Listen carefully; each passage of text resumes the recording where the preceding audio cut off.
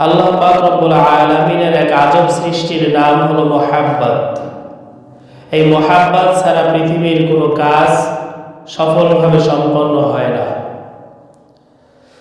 যে কোনো কাজই করেন না কেন, প্রত্যেকটা কাজের পিছনে মোহাব্বত আছে। আপনি যদি দুনিয়াবি কাজও করেন, তারপর ওই কাজের প্রতি আপনার মোহাব্বত থাকতে হবে। যদি মোহাব্বত না থাকে তাহলে কাজটা ভালোভাবে হবে না। এমনকি দুনিয়াতে যারা বিভিন্ন খেলাধুলা করে, তাদের ভিতরে একটা মোহাব্বত আছে, খেলাধুলার প্রতি মোহাব্বত আছে বিধায় তারা খেলাধুলা করে। দেখা যায় অনেক সময় বিভিন্ন ধরনের খেলা হয়, প্রতিযোগিতামূলক খেলা হয়। আমাদের দেশে ক্রিকেট খেলা হয়, অনেকেই আমরা ক্রিকেট খেলা দেখি। সেখানে অনেক সময় দর্শকরা এই মন্তব্য করে যে না, এবার খেলার ঢং বেশি একটা ভালো না, মনে হয় জিততে পারবে না। বলে বুঝলেন কেমনে? বলে ব্যাট ধরার স্টাইলে বোঝা যায়, প্লেয়ারদের খেলার অবস্থা দেখলেই বলা যায়। তার মানে তাদের মন মানসিকতা বা খেলার প্রতি তাদের ওরকম আগ্রহ মোহাব্বত বেশি একটা নাই, যার কারণে দর্শক এটা বুঝতে পারে। ঠিক আপনি দুনিয়াবি যে কোনো কাজই করেন না কেন, যদি কাজের ভিতরে পরিপূর্ণ মোহাব্বত না থাকে তাহলে ওই কাজটা কোনো দিন সফলভাবে সম্পন্ন হয় না। এই মোহাব্বত আল্লাহ পাক রব্বুল আলামিন সৃষ্টি করলেন। হযরতে শেখ সাদি রহমাতুল্লাহ আলাইহি বলেন যে আল্লাহ পাক রব্বুল আলামিন মোহাব্বত সৃষ্টি করার পরে 100 ভাগ করলেন। কয়শো ভাগ? 100 ভাগ করলেন। 100 ভাগের ভিতরে 99 ভাগ আল্লাহ তাআলা নিজের জন্য রেখে দিলেন। জোরে বলেন সুবহানাল্লাহ। আর 1 ভাগ যে মোহাব্বত আছে, ওই 1 ভাগ মোহাব্বতকে আল্লাহ তাআলা পুনরায় আবার 100 ভাগে ভাগ করলেন। 1 ভাগ মোহাব্বত আলাদা রাখলেন, সেই 1 ভাগকে আবার কয় ভাগ করছেন?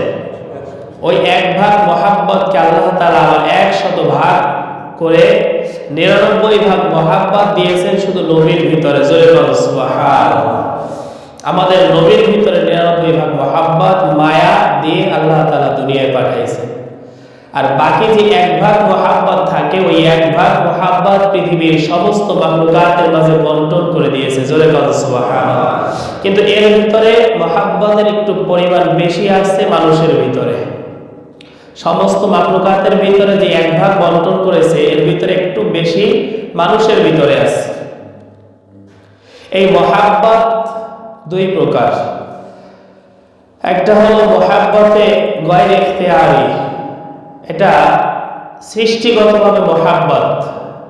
এই মোহাব্বত কেউ এটা অর্জন করতে পারে না, এটা এমনি এমনি ভাবে সৃষ্টিগতভাবে আল্লাহ তাআলা প্রত্যেকের ভিতরে দিয়ে দেয়।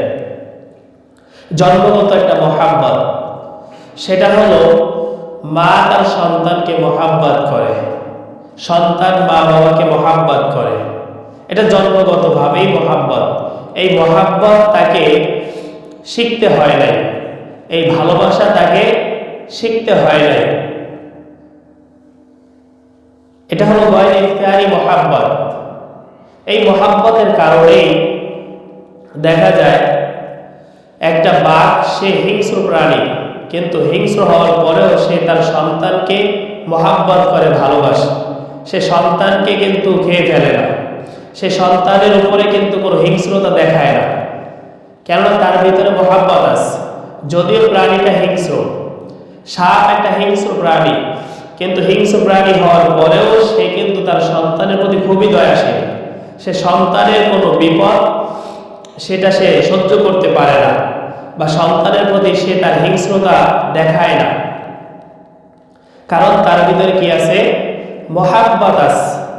এই মোহাব্বতটা হলো সৃষ্টিগতভাবে মোহাব্বত। এই মোহাব্বতের কারণেই পৃথিবীর প্রত্যেকটা হিংস্র প্রাণীও তার সন্তানকে ভালোবাসে, পৃথিবীর প্রত্যেকটা হিংস্র প্রাণীও তার মা বাবাকে ভালোবাসে, তার স্বজাতিকে ভালোবাসে। একটা বাঘ অপর বাঘের প্রতি জুলুম করে না, হিংস্রতা দেখায় না, কারণ সে তার স্বজাতির প্রতি একটা মোহাব্বত দেখায়। সাপ, সেও স্বজাতির প্রতি তার হিংস্রতা দেখায় না, মোহাব্বত দেখায়। তার আপনজন সে চেনে, এভাবে পৃথিবীর প্রত্যেকটা হিংস্র প্রাণীর ভিতরে কি আছে? এই মহাব্বত আল্লাহ তাআলা দিয়ে দিয়েছেন। আর এই যে মানুষের ভিতরে একটা মহাব্বত আছে, যেটা বললাম গয়রে ইখতিয়ারি মহাব্বত, জন্মগত মহাব্বত, এই মহাব্বতটা একটু বেশি থাকার কারণেই মানুষ শুধু তার সন্তানকেই মহাব্বত করে এমন না, বরং মানুষ জঙ্গলের হিংস্র প্রাণীকেও মহাব্বত করে। মানুষ একটা কুকুরকেও ভালোবাসে, তাকে পেলে পোষে তারপরে বড় বানায়। একটা সাপকে মানুষ মহাব্বত করে, তাকে পালে, তাকে গলায় পেঁচাইয়া দেশ বিদেশে ঘুরে বেড়ায়। মানুষ একটা বাঘকে মহাব্বত করে, চিড়িয়াখানায় গিয়ে তাকে খাবার খাওয়ায়। একটা কুমিরকে মহাব্বত করে মানুষ তাকে খাবার খাওয়ায়। তাহলে বোঝা গেল মানুষের মহাব্বত শুধু মানুষের উপরেই নয়, বরং এই মানুষের মহাব্বত অন্যান্য সমস্ত মাখলুকাতের প্রতি তো আছেই, এমনকি হিংস্র প্রাণীর প্রতিও মানুষের একটা মহাব্বত আছে। মানুষ হিংস্র প্রাণীকেও কি করে? মহাব্বত করে, ভালোবাসে।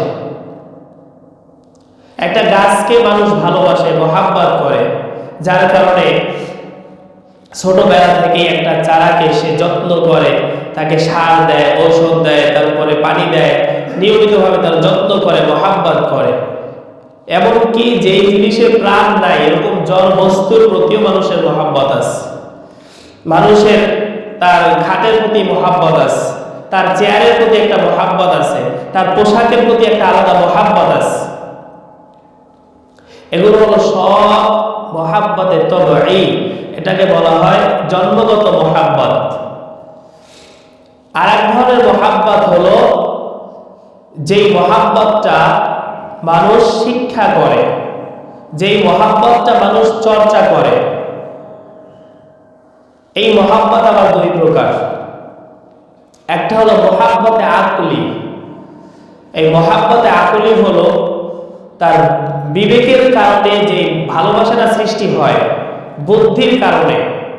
একটা বাচ্চা মানুষ, সে এখনো টাকার পরিচয় পায় নাই, সে টাকাকে ভালোবাসতে পারে না। কিন্তু বাচ্চাটা যখন আস্তে আস্তে বড় হয়, যখন সে শিখে যে টাকা দিয়ে চকলেট পাওয়া যায়, টাকা দিয়ে বিস্কুট পাওয়া যায়, চিপস পাওয়া যায়, তখন সে টাকার প্রতি একটা মহাব্বত তার পয়দা হয়। তখন বাবার কাছে বায়না ধরে, বাবা টাকা দাও, চকলেট খাবো, চিপস খাবো। কেন? সে টাকার পরিচয় পেয়েছে। তার বিবেক তাকে এই পরিচয়টা শিখাই দেওয়ার কারণে সে এখন টাকার প্রতি একটা ভালোবাসা দেখায়। কিন্তু যতদিন সে টাকা চিনে নাই, যতদিন তার বুঝ ছিল না, ততদিন কিন্তু সে টাকার প্রতি কোনো ভালোবাসা দেখায় নাই। ঠিক আস্তে আস্তে মানুষের বুঝ ব্যবস্থা যত বাড়ে, মানুষের বিবেক বুদ্ধি যত বাড়ে, মানুষের টাকার চাহিদা তত বাড়ে। মানুষ যত বড় হয়, তখন তার টাকার নেশা তত বেশি। তখন টাকা পয়সা কিভাবে বেশি কামাই করবে, কোন পথে গেলে বেশি টাকা কামাই করা যায়, এই যে টাকার পরিচয়, সম্পদের মহাব্বত, এইটা কিন্তু সৃষ্টিগতভাবে হয় নাই। এটা হয়েছে কেন? বুদ্ধির কারণে। মানুষ বুদ্ধির দ্বারা চিন্তা করে, গবেষণা করে দেখছে যে না, টাকার দরকার, টাকা হলেই দুনিয়াতে চলা সহজ। এই টাকার পরিচয় পাওয়ার কারণেই টাকার প্রতিও মানুষের মহাব্বত পয়দা হয়। এটা সৃষ্টিগত মহাব্বত নয়, এটা হলো আকলি মহাব্বত।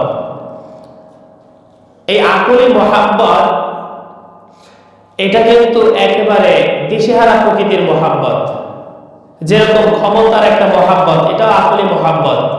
এক সময়ের যুবক, সে শরীরের এখন শক্তি আছে, যৌবন আছে, এখন সে মিছিল মিটিং করে, বিভিন্ন রকমের গুম, খুন, হত্যা, বিভিন্ন রকমের যা কিছু করা দরকার সব করে। কেন? আমার ক্ষমতা দরকার, রাজনীতি করতে হবে। কিন্তু এই লোকটাই যখন বুড়ো হয়ে যায়, অচল হয়ে যায়, তখন সে রাজনীতি থেকে নিজেকে সরাইয়া নেয়। তখন তার বিবেকই আবার বলে যে না, তোমার এখন আর রাজনীতি করার বয়স নাই, তুমি এখন রেস্টে যাও। তাহলে এই বুদ্ধি এক সময় তাকে রাজনীতিতে নামায়, আবার এই বুদ্ধি তাকে এক সময় রাজনীতি থেকে বিরত রাখে। কারণ এই বিবেক নিজেই হলো দিশেহারা বসে, তার নিজেরই কোনো ঠিক ঠিকানা নাই। এই বুদ্ধির কোনো কি নাই, ঠিক ঠিকানা নাই। এক একজনের বিবেক এক এক রকম, এক একজনের চিন্তা এক এক রকম। কারো চিন্তার সাথে কারো চিন্তার কোনো মিল আছে? নাই। এই জন্য এই বিবেক, এই বুদ্ধি, এটা হলো দিশেহারা প্রকৃতির, যার কারণে এক মানুষ তার বুদ্ধি খাটাই কেউ বড়লোক হয়ে যায়, কেউ বুদ্ধি খাটাই আবার খয়রাতিও হয়, কেউ 5 তলা 10 তলার মালিক হয়, আবার কেউ 5-10 তলার মালিক রাস্তার ফকির হয়ে যায়। সবই বুদ্ধির খেলা। তাহলে যে কথা বলতেছিলাম, এই বুদ্ধির কারণেই মানুষ এই রাজনীতির প্রতি একটা ক্ষমতার প্রতি মহাব্বত দেখায়, টাকা পয়সার প্রতি একটা মহাব্বত দেখায়। একটা ছেলে যখন বা একটা মেয়ে যখন সে পরিণত বয়সে উপনীত হয়, তখন সে চিন্তা করে, সে অপর মহলের মানুষের সান্নিধ্য চায়, তার বিবাহের প্রয়োজন। একটা যুবক চায় তার এখন বিবাহ করা দরকার, অবিবাহিত একটা পুরুষ, তার বিবেক এখন বলতেছে তোমার একটা বিবাহ করা দরকার। এখন চোখের সামনে একটা মেয়ে দেখলে তখন সারাদিন চিন্তা, কিভাবে তাকে প্রপোজ করবে, কিভাবে তার সাথে কথা বলা যায়, কিভাবে তাকে চিঠি দেওয়া যায়, কিভাবে তাকে আই লাভ ইউ বলা যায়, এভাবে সারাদিন ঘুরঘুর করতে থাকে। এটা হলো বিবেকের তাড়নায়। কিসের তাড়নায়? বিবেকের তাড়নায়। এবং সে যখন এখানে সফল হয়ে যায়, এই বিবেক আবার তাকে কিভাবে ধোঁকা দেয় দেখেন। যখন ওই মেয়েকে সে বিবাহ করে ফেলে, 5 বছর সংসার করতে না করতে বিবেক আবার বোঝায় যে এই মেয়েটাকে তুমি মনে করছিলা যে বিবাহ করলে তুমি একেবারে রাজরানী পেয়ে যাবে, সারা জীবন শান্তিতে থাকতে পারবে, কই কিছুই তো পাইলে না, বাদ দাও, এটাকে তালাক দিয়ে দাও, আর একটাকে বিবাহ করো। যেই বিবেক তাকে 5 বছর আগে এই মেয়েটার পিছনে ঘুরাইলো, এই মেয়েটার পিছনে ঘন্টার পর ঘন্টা সময় ব্যয় করাইলো, চিঠি দিল, অনেক রকমের পাগলামি করলো, কিন্তু 5 বছর পরেই বিবেক আবার তাকে বলতেছে বাদ দাও, তুমি এখানে একটা ভুল করে ফেলেছো, জীবনে বড় একটা ভুল, এটাকে বাদ দাও, তালাক দাও, আর একটা বিবাহ করো। আবার এরকমও হয়, দেখা যায় যৌবনের তাড়নায় বিবাহের প্রয়োজনে এমনও দেখা গেছে যে একটা কালো মেয়েকেও সে বিবাহ করে নিয়ে আসছে। তখন তার কাছে মনে হয়েছে এটা বিশ্ব সুন্দরী। কিছুদিন সংসার করার পরে বিবেক তাকে বোঝায়, তুমি এত সুন্দর একটা যুবক, তোমার সাথে এমন একটা কালা মেয়ে মানায় না, তুমি চাইলে এর চাইতে সুন্দরী মেয়েও বিবাহ করতে পারো। তখন কি হয়, বিবেকের তাড়নায় সে কি করে, ওই কালো মেয়েটাকে আবার তালাক দিয়ে দেয়। তাহলে এই যে বললাম যে বিবেক নিজেই দিশেহারা গোছে, এই বিবেকের কোনো ঠিক ঠিকানা নাই। এই বিবেক আজকে আপনাকে যেই কথাটা বলবে সঠিক, কালকে এসে আপনাকে বলবে কথাটা ভুল, আপনার সিদ্ধান্ত ভুল। তাহলে এইটাকে বলা হয় মহাব্বতে আকলি। আকলের কারণে মানুষ যেই মহাব্বতে পড়ে, এটাকে বলা হয় মহাব্বতে আকলি। এটা শুধু মানুষ বিবেকের কারণে এই টাকার প্রতি মহাব্বত পয়দা হয়, বিবেকের কারণে একটা কালো মেয়ের প্রতি মানুষের মহাব্বত পয়দা হয়, বিবেকের কারণেই মানুষের ক্ষমতার প্রতি মহাব্বত পয়দা হয়। আর এক প্রকারের মহাব্বত হলো মহাব্বতে ঈমানি। এই মহাব্বতটা হলো সবচেয়ে দামি মহাব্বত। এই মহাব্বতটা যার ভিতরে যত বেশি হবে, এই মহাব্বতের গাছ থেকে যার যত শাখা প্রশাখা বের হবে, এই ইমানের শাখাগুলো যত ফুলে ফলে সজ্জিত হবে, ওই মানুষটার দুনিয়া এবং আখিরাত সবচাইতে সুন্দর হবে। জোরে বলুন সুবহানাল্লাহ। এই প্রকার মহাব্বতকারী সম্পর্কে আল্লাহ তাআলা বলেন, ওয়াল্লাযীনা আমানু আশাদ্দু হুব্বান লিল্লাহ। যারা ঈমানদার তারা সবচাইতে বেশি ভালোবাসবে আল্লাহকে। কাকে ভালোবাসবে? সবচাইতে বেশি মহাব্বত করবে ঈমানদার বান্দারা কাকে? আল্লাহ তাআলাকে। রাসূল হাদিসের ভিতরে বয়ান করেন, মান আহাব্বা লিল্লাহি ওয়া আবগাদা লিল্লাহি ওয়া আতা লিল্লাহ ওয়া মানা লিল্লাহ ফাকাদ ইসতাকমালাল ঈমান। যে ব্যক্তি আল্লাহ তাআলার জন্যই কাউকে ভালোবাসবে, আল্লাহ তাআলার জন্যই কারোর সাথে শত্রুতা পোষণ করবে, আল্লাহ তাআলার জন্যই মানুষকে দান সদকা করবে এবং আল্লাহ তাআলার জন্যই মানুষকে এর থেকে বিরত রাখবে, ওই ব্যক্তি পরিপূর্ণ ঈমানের অধিকারী। জোরে বলুন সুবহানাল্লাহ। যেরকম আল্লাহর নবী মদিনার বাহিরে চলে গেলেন, সাহাবায়ে কেরামদেরকে নিয়ে যুদ্ধের ময়দানে যুদ্ধ করার পরে সাহাবায়ে কেরামদের নিয়ে যখন নবীজি মদিনায় প্রবেশ করবেন, মদিনার প্রত্যেকটা ঘর থেকে মুসলিম নারী পুরুষ বৃদ্ধা সবাই ঘর থেকে বের হয়ে আসলো। মদিনার ভিতর থেকে কতক মহিলারা বের হয়ে আসলো। তার স্বামী যুদ্ধের ময়দানে গেছে, যুদ্ধের ময়দানে থেকে ফিরে আসবে, তাকে স্বাগত জানাইয়া ঘরে আগাইয়া আনবে, এই জন্য কতক নারী ঘর থেকে বের হয়ে আসলো। কতক বৃদ্ধা বাবাজিরা বের হয়ে আসলো, তার সন্তান যুদ্ধের ময়দানে গেছে, যুদ্ধের ময়দান থেকে সন্তানকে আহলান সাহলান জানাইয়া ঘরের ভিতরে ফিরাইয়া নিয়ে আসবে। ছোট ছোট বাচ্চারা বের হয়েছে, বড় ভাই যুদ্ধের ময়দানে গিয়েছে, বড় ভাইকে আহলান সাহলান জানাইয়া আগাইয়া নিয়ে আসবে। বাবা যুদ্ধের ময়দানে গিয়েছে, বাবাকে যুদ্ধের ময়দান থেকে তাকে আহলান সাহলান জানাইয়া তারপরে মদিনায় ঘরে নিয়ে আসবে। এভাবে অনেক নারী পুরুষ, অনেক ছোট ছোট শিশুরা মদিনার ঘর থেকে বের হয়ে আসলো। যখন সংবাদ পেয়েছে যে মুসলিম কাফেলা মদিনার ভিতরে প্রবেশ করতেছে, এমন সময় সবাই যার যার ঘর থেকে বের হয়ে আসলো। তার সাথে ওই দলের ভিতরে একজন বৃদ্ধা মহিলা ছিল, লাঠিতে ভর করে ঘর থেকে বের হয়ে আসছে। তিনি বের হয়ে আসছে, তার একটাই মাত্র সন্তান, সেটাও যুদ্ধের ময়দানে গিয়েছে, রাসূলের সাথে যুদ্ধের ময়দানে গিয়েছে। তাকে আহলান সাহলান জানাইয়া নিজের ঘরে এগিয়ে নিয়ে আসার জন্য বৃদ্ধা মাও ঘর থেকে বের হয়ে আসলো। দীর্ঘক্ষণ কাফেলা শুরু থেকে শেষ পর্যন্ত চাতক পাখির মতো তাকায় আছে। অন্যান্য ছেলে মেয়েরা বলতেছে, ওই দেখো আমার বাবাকে দেখা যায় ঘোড়ার পিঠে চড়ে আসতেছে। কেউ বলতেছে, ওই আমার সন্তানকে দেখা যাইতেছে। কেউ বলতেছে, ওই আমার ভাইকে দেখা যাইতেছে, আমার ভাই চলে আসছে। এভাবে একজন অপরজনকে ডাক দিয়া বলতেছে, ওই দেখো আমার বাবাকে দেখা যায়, ওই দেখো আমার ভাইকে দেখা যায়, ওই দেখো আমার সন্তানকে দেখা যায়। কিন্তু ওই বৃদ্ধা মানুষ চোখের পাওয়ার বেশি একটা নাই। তিনি কাফেলায় ভালো করে লক্ষ্য করে শুরু থেকে শেষ পর্যন্ত তাকাইলেন, কিন্তু কোথাও তার সন্তানকে দেখা যায় না।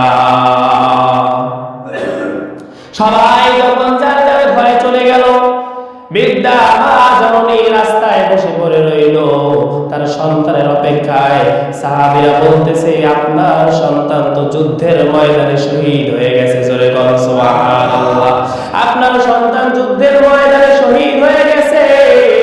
আপনি শহীদি মা, আপনি শহীদের মা হওয়ার সুসংবাদ গ্রহণ করেন। আপনার সন্তানকে বিশ্ব নবী নিজের হাতেই দাফন কাফন করে দিয়েছেন। জোরে বলেন সুবহানাল্লাহ। বৃদ্ধা মা জননী এই সংবাদ শোনার পরে, যেহেতু তার আর কেউ নাই, তার কোনো স্বামী নাই, তার দ্বিতীয় কোনো সন্তানও নাই, সন্তানের বিয়োগ ব্যথায় সে কান্না শুরু করে দিয়েছে। বলে, মায়ের ভিতরে সন্তান হারাবার যন্ত্রণা কত! পৃথিবীর সব দুঃখ কষ্ট সব যন্ত্রণা যদি এক পাল্লায় রাখা হয়, আর সন্তান হারা মায়ের যন্ত্রণা যদি এক পাল্লায় রাখা হয়, ওই সন্তান হারা মা জননীর কষ্টের পরিমাণ অনেক বেশি হয়ে যাবে। জোরে বলেন সুবহানাল্লাহ। মা জননী বৃদ্ধা মানুষ কান্না করতেছে। সন্তান হারাইলে আমাদের দেশে দেখবেন মা জননীরা পাগল পারা হয়ে যায়। তাদের মাথার কাপড় ঠিক থাকে না, তাদের হুঁশ থাকে না, তারা চিৎকার চেঁচামেচি করে, বিভিন্ন রকমের তারা পাগলামি করে। কিন্তু ওই বৃদ্ধা মহিলা কান্নাকাটি করতেছে, চোখের পানি ফেলতেছে আর চোখের পানি মুছতেছে, হঠাৎ আর মাঝে মাঝে ওই শরীরের হিজাবটা ঠিক করতেছে। সাহাবীরা জিজ্ঞাসা করতেছে, মা এই সময় তো আমরা অনেক মহিলাকেই দেখি নিজের পর্দার প্রতি কোনো খেয়াল থাকে না। যে মহিলা সন্তান মারা গিয়েছে, ওই মহিলা সন্তানের শোকে পাগলিনী হয়ে ছটফট ছটফট করে, গলাকাটা মুরগির মতো ছটফট করে লাফাইতে থাকে। ওই মহিলার তো আর পর্দার প্রতি কোনো খেয়াল থাকে না, আপনাকে কেন বারবার এরকম হিজাব ঠিক করতে দেখতেছি। তখন ওই বলতেছি, আমার সন্তানের মহাব্বতে পড়ে আমি কান্না করতেছি, আর আমি ঈমানের মহাব্বতে আমার হিজাব ঠিক করতেছি। জোরে বল সুবহানাল্লাহ। আমার সন্তান মারা গিয়েছে ঠিক, কিন্তু আমার ঈমান তো মারা যায় নাই। আমার সন্তান মারা গিয়েছে, এই জন্য আমি কান্না করি, কিন্তু আমার ঈমান তো এখনো জীবিত আছে। ঈমানের মহাব্বতে আমি আমার হিজাবকে ঠিক করতেছি। জোরে বল সুবহানাল্লাহ। কারণ এই সময়ও যদি আমার কোন বেগানা পুরুষের নজর আমার চেহারায় পড়ে যায়, আমি এই পাপের দাগ নিয়ে আমি আল্লাহ তাআলার সামনে দাঁড়াইতে পারবো না। জোরে বল সুবহানাল্লাহ। এটাই হলো ঈমানের মহাব্বত, এটাই হলো আল্লাহ তাআলার প্রতি মহাব্বত। ঈমানদার বান্দার ভিতরে এই পরিমাণ মহাব্বত থাকতে হবে। ওয়াল্লাযীনা আমানু আশাদ্দু হুব্বান লিল্লাহ, যে দুনিয়ার ভিতরে যারা ঈমানদার তাদের ভিতরে সবচাইতে বেশি মহাব্বত থাকবে কার জন্য? আল্লাহ তাআলার জন্য। এই আল্লাহ তাআলার জন্য মহাব্বত থাকবে ঈমানদার বান্দার ভিতরে সবচাইতে বেশি। হযরত ইব্রাহিম আলাইহিস সালাতু ওয়াস সালামের ঘটনা সবাই জানেন। এই ইব্রাহিম আলাইহিস সালাতু ওয়াস সালামের সামনে একবার ফেরেশতা আসে পরীক্ষা করার জন্য। তার তো রাজত্ব ছিল, তার ঘরের সামনে এসে এক মুসাফির ভর দুপুর বেলা এসে আল্লাহ তাআলার গুণগান করতেছে। ইব্রাহিম আলাইহিস সালাম ঘর থেকে বের হয়ে আসলেন, কে ভর দুপুর বেলা আমার আল্লাহ তাআলার নাম এত সুন্দর কণ্ঠে নিতেছে। এসে দেখতেছেন মুসাফির, বলতেছে, ভাই তুমি আমার মাওলার নাম এত সুন্দর ভাবে নিলা, আমার কলিজাটা ঠান্ডা হয়ে গেছে, তুমি আরেকটা বার আমাকে শোনাও। বলতেছে, আমি মুসাফির মানুষ, আমি এমনি এমনি আল্লাহ তাআলার নাম নেই না। আমার উদ্দেশ্য হলো আমি যদি আল্লাহ তাআলার নাম নেই, বলেন আপনি আমাকে কি দিবেন? বলে, আমি তোমাকে 100 উট দিব। বলতেছে, ঠিক আছে তাহলে শোনানো যায়। এভাবে তিনি আল্লাহ তাআলার নাম শুনাইতেছেন। যতই আল্লাহ তাআলার নাম শুনে ইব্রাহিম নবীর মহাব্বত আল্লাহর প্রতি আরো বেড়ে যায়। সুবহানাল্লাহ। এভাবে দিতে দিতে তার ধন সম্পদ রাজত্ব সব কিছু দিয়ে দিলেন। এরপর আল্লাহ তাআলার নাম শোনার তৃষ্ণা তার নিবারণ হয় না। তিনি আবার বলতেছে, ভাই আবার আমাকে শোনাও। বলতেছে, এখন তো আপনার দেওয়ার মতো কিছুই নাই, আপনার জায়গা জমি ধন সম্পদ টাকা পয়সা উট দুম্বা ভেড়া ছাগল যেখানে যা কিছু ছিল সব আমাকে দিয়ে দিয়েছেন, এখন আর আপনি কি দিবেন? বলতেছে, আমি আমার কাছে দেওয়ার মতো কিছু নাই, তবে যতদিন আমি বেঁচে থাকবো আমি তোমার এই যে গরু ছাগল দুম্বা মহিষা দিলাম এর রাখাল হয়ে বিনা বেতনে ডিউটি করবো। জোরে বল সুবহানাল্লাহ। তা মহাব্বত মানুষকে বাদশাহী থেকে গোলাম বানায় দেয়। মহাব্বত মানুষকে বাদশাহী থেকে কি বানায় দেয়? গোলাম বানায় দেয়। যেরকম লায়লা মজনুর ঘটনা আপনারা সবাই জানেন। এই মজনু তিনি একজন বাদশার ছেলে ছিল, তার ধন সম্পদের কোনো অভাব ছিল না, বাবাই বাদশাহ, একমাত্র ছেলে, বাদশার ছেলে। বাদশাহ ইন্তেকাল করলে পরবর্তীতে বাদশাহ হবে মজনু। কিন্তু সাধারণ একটা গরিব একটা মেয়ে লায়লার প্রেমে পাগল হয়ে সে জঙ্গলের পাগল হয়ে রাস্তায় রাস্তায় ঘুরে বেড়াইতো। কারণ ওই যে দুনিয়ার একটা মেয়ের মহাব্বতে যদি একটা বাদশাহ রাস্তার পাগল হয়ে ঘুরতে পারে, তাহলে আল্লাহ তাআলার মহাব্বত কি কম না অনেক বেশি? আল্লাহ তাআলার মহাব্বত এই দুনিয়ার মানুষের চাইতেও অনেক বেশি। আর যার ভিতরে আল্লাহ তাআলার মহাব্বত দুনিয়ার সবার চাইতে বেশি হবে, সেই হবে পরিপূর্ণ ঈমানদার। সেই হবে কি?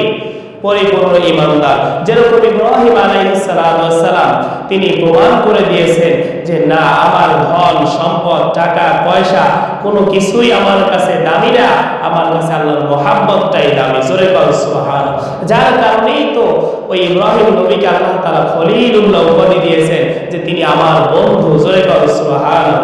এমন বন্ধু যে আমার জন্য সব করতে পারে, সে নিজের সন্তানকে জবে করতে পারে, সে আমি আল্লাহকে পাওয়ার জন্য আগুনের ভিতরে ঝাঁপাইয়া পড়তে পারে। জোরে বলো সুবহানাল্লাহ।